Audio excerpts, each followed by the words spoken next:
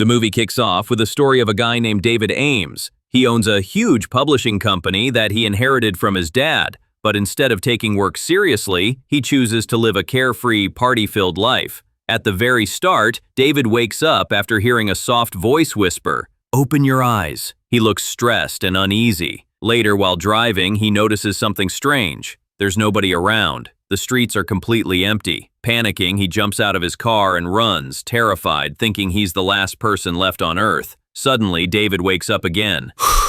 It was just a nightmare. Lying next to him is Julie, a woman who's in love with him and hopes he'll marry her someday. Unfortunately, David only sees her as a friend. At work, David lets his father's old business partners handle the company while he enjoys the high life in Manhattan, acting like a playboy. One day, at his birthday party, his best friend Brian introduces him to a woman named Sophia. The pleasure of Sophia. "We met today at the library, if you can believe that.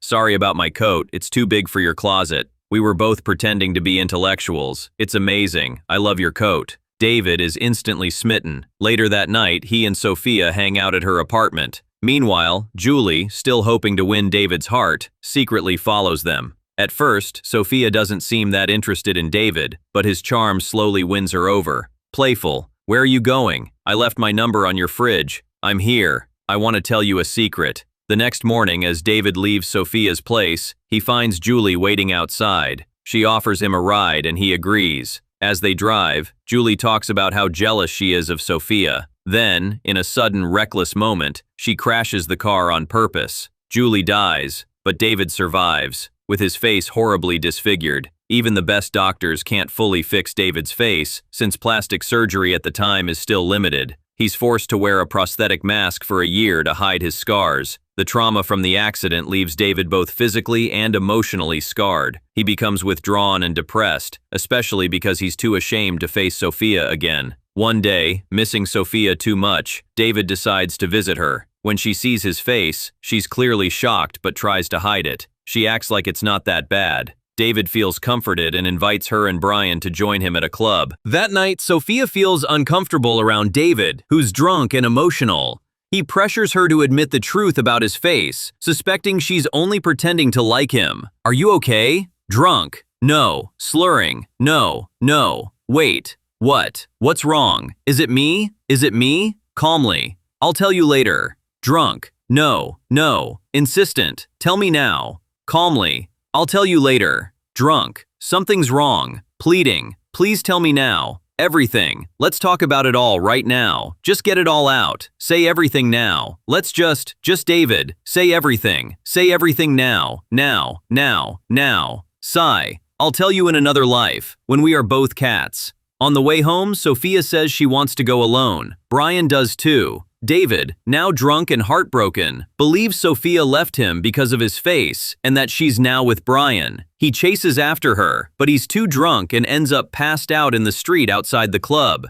The next morning, David wakes up to Sophia whispering, "Open your eyes." Just like in his dream, she tells him she still loves him. It turns out his thoughts about Sophia and Brian the night before were just drunken paranoia. They go home together and keep living as a couple. Over time, Sophia helps David heal emotionally. Eventually, the day comes when David's face is fully healed. The mask comes off and his face is back to normal. Sophia is happier than ever. Even though David's life seems perfect now, he starts noticing weird things, quick flashes of his old disfigured face, and a strange man at a bar who tells him he can control the world and everyone in it. David starts to wonder if everything around him is just a dream. One day, while at Sophia's apartment, David wakes up to find Julie instead of Sophia. He's confused. Julie is supposed to be dead. Even worse, all the photos of Sophia have been replaced with pictures of Julie. Shocked and overwhelmed, David ends up suffocating Julie. Strained. "You know you're not going to get away with this, so just tell me right now, where is Sophia?"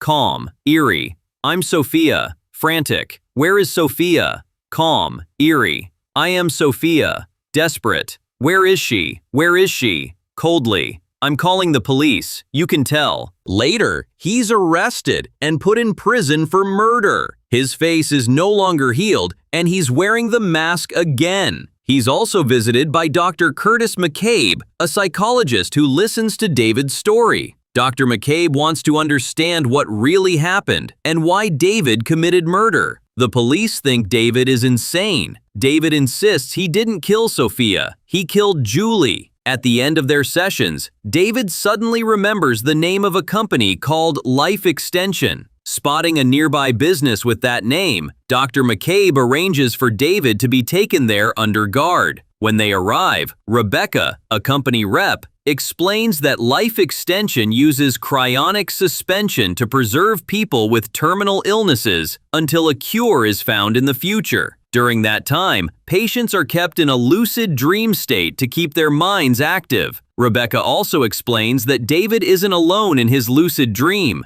He's being guided by tech support. With this info, David finally realizes he's been in a lucid dream all along, and it's turned into a nightmare. He immediately escapes from Dr. McCabe and the guards, shouting for tech support. He rushes to the building's lobby, which is suddenly empty. Good life! After a moment, an elevator opens, revealing the strange man from the bar, who invites him in. As the elevator rises to the top of an impossibly tall building, the man explains to David that he's tech support. He also tells David he's been in suspension for 150 years. Starting right after the night Sophia broke up with him at the club, David learns he hasn't seen Sophia in real life since that night. He always felt lonely and missed her deeply. That's why he signed up for Life Extension, which he found online. He wanted to be frozen until doctors in the future could fix his face. Because of this, he handed control of his company to his father's business partners and was listed as dead. His best friend Brian even held a memorial for him. Now David realizes he was wrong to think Sophia left him. In reality, she was heartbroken when he died. Back in his dream, the elevator reaches the top of a skyscraper above the clouds. Tech support tells David his dream has been fixed, but now he has to choose: stay in the dream or wake up in the real world. To wake up, he has to jump off the rooftop, a leap of faith. But the real world is totally different now. Hundreds of years have passed, and David is no longer rich. In the end, David decides to wake up. I'll see you in another life. Before he jumps, he sees Brian and Sophia one last time and says goodbye. Then, he leaps. As his life flashes before his eyes, he hears a soft voice saying, "Open your eyes." David opens his eyes and comes back to life. Thanks for watching. Don't forget to subscribe, and I'll see you in the next video.